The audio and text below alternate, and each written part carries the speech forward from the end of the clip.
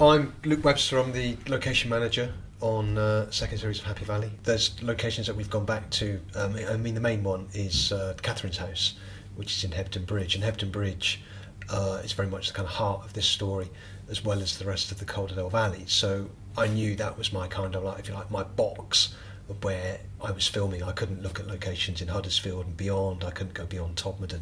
So I had a kind of like a relatively small patch. You could be out a mile or two away from Hebden Bridge, or even a mile away or two from Halifax, and it feels as though you're out in the sticks, out in the hills, out in the middle of nowhere. And you had that kind of idea that just beyond was just moorland, desolate hills, open countryside, and nothing, which in the reality you'd get to around the corner and a mile away is like, well, there's Huddersfield, there's Halifax, there's Manchester 5 miles away. So everything was really close, but on the same time you get the feeling that you really are out in the middle of a kind of like almost a kind of wilderness. So many people have just gone, wow, Happy Valley is great, loved it, really excited about a second series.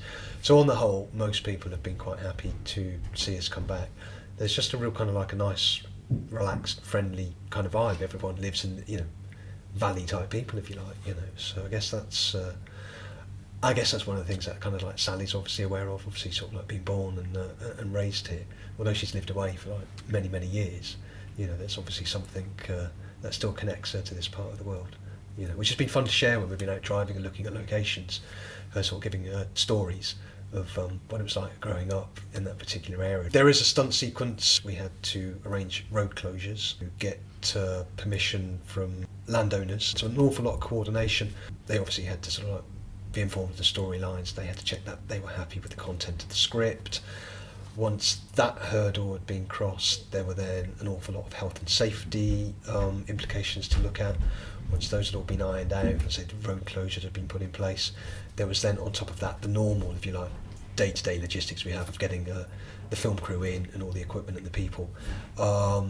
And then on top of that, when we did shoot, when we came to the filming, we did it over 2 weekends. We had absolutely atrocious weather. We had to deal with the challenge of wind and rain. Filming at this time of year, obviously, we're just chasing daylight. So apart from all the other elements that had to sort of like work with stunt coordinators, everyone hitting their marks, a lot of people involved, a lot of people on screen, there was just the challenge of really horrible, filthy, cold, miserable weather.